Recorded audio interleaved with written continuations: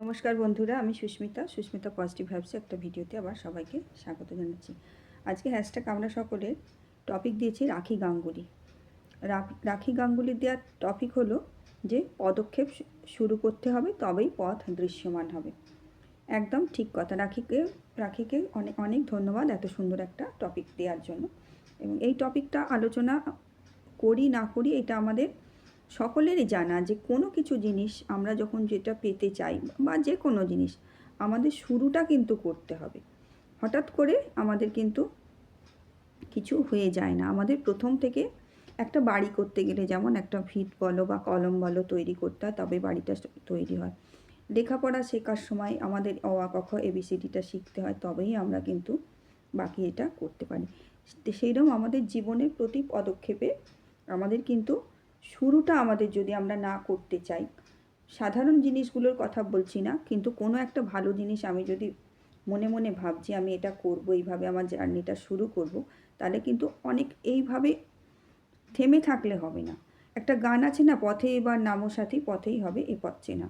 আমি না নেমেই না শুরু করেই আমি যদি ভয় পাই বা হবে কি হবে না এই একটা আশঙ্কা থাকে, তাহলে কিন্তু আমার কোনো দিনই আমি বিফলতা সফলতা কিছুই হবে না। আমার যেখানে থমকে আছে সেই অবস্থাতেই থমকে দাঁড়াবো।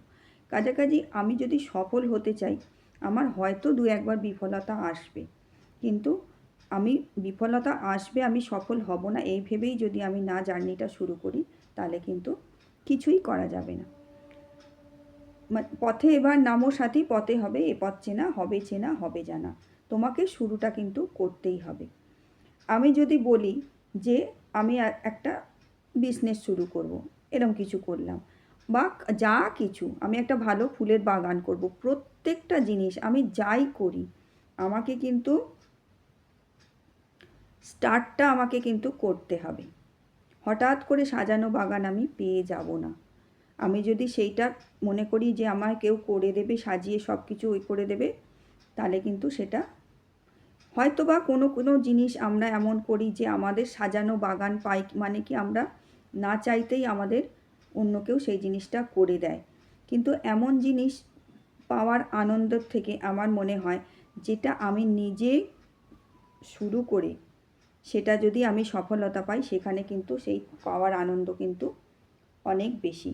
কিছু কিছু জায়গায় আমাদের যখন দুরূহ মনে হয় পথ, তখন আমাদের বড়দের বা কোনো এক্সপার্টের সাহায্য নিতে হবে।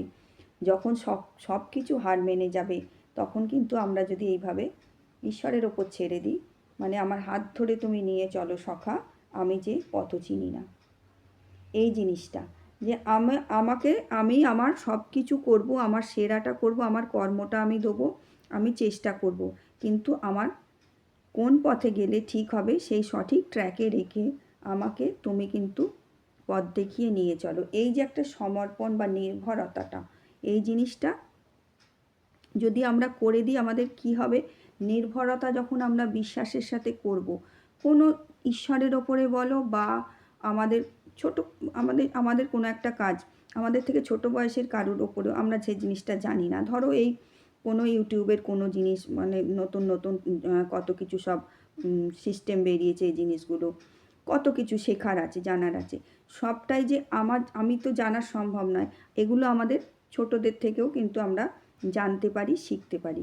সেই জন্যে কী করতে হবে, আমাদের মনটা কিন্তু মনের দ্বারটা খোলা রাখতে হবে, যে গ্রহণ করব, গ্রহণ করে আমি অন্যের যে দ্বার থেকে গ্রহণ করব, সে যে আমার থেকে বয়সে ছোট বা আমার থেকে কোনো দিক থেকেই সে ছোট হলে আমি তাকে মেনে নেব না, এই জিনিসগুলো নয়। তাহলে অনেকগুলো জিনিস কাজ করে নির্ভরতাটা।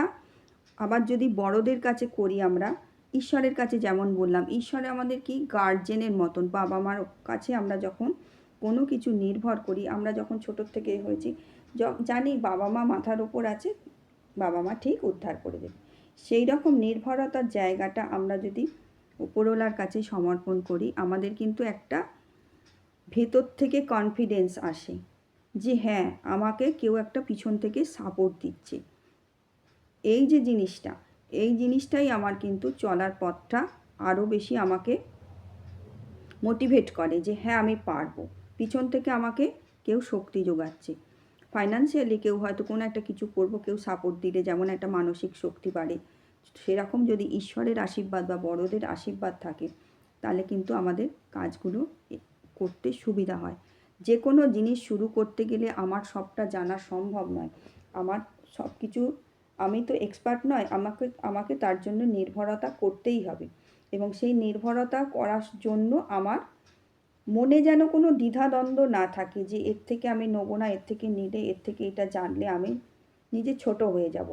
এই জিনিসগুলো যদি থাকে তাহলে কিন্তু আমি পথ শুরু করেও আমাকে কিন্তু ওই বারে বারে বারে বারে নিজের অহংয়ের জন্য থেমে থাকতে হবে, অহং ত্যাগ করতে হবে আমাকে।